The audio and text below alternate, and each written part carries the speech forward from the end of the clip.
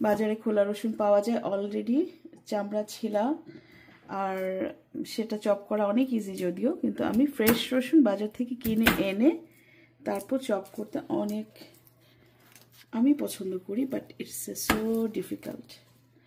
তবে আমি যদি মাঝখানে এটাকে ধুয়ে নিয়েছি আমি প্রত্যেকটা রসুন, চপিং যদি একটু বড় বড় করে করি তাহলে এমনিতেই চামড়াটা উঠে আসে।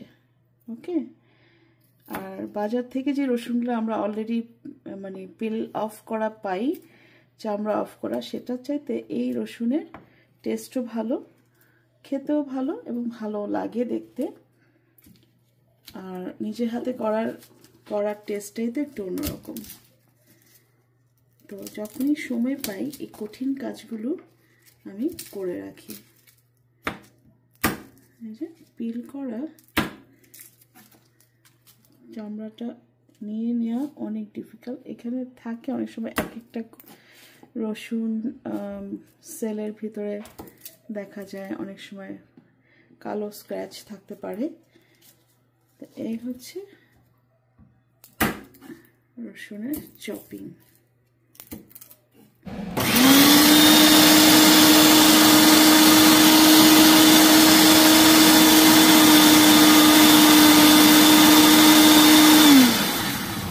রসুন পেস্ট হয়ে গেল। এখন আমার এটি শর্টেজ ছিল, আমার আদা পেস্ট আছে, তো আমি ফ্রেশ রসুন পেস্টটা করে নিলাম।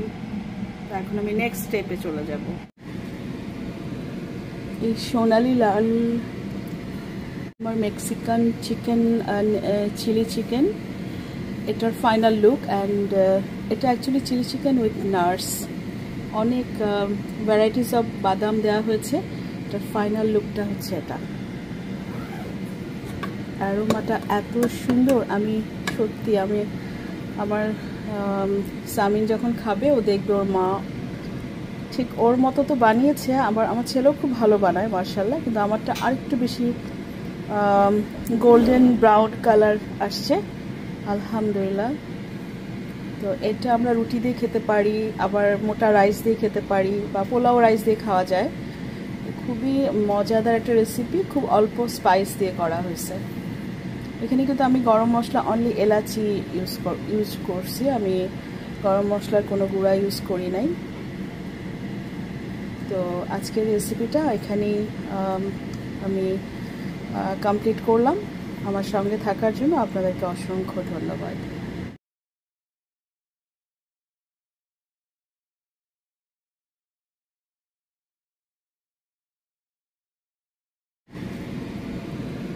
এই সোনালি লাল আমার মেক্সিকান চিকেন, চিলি চিকেন, এটার ফাইনাল লুক। অ্যান্ড এটা actually chilli chicken with nuts, অনেক ভ্যারাইটিস অফ বাদাম দেওয়া হয়েছে।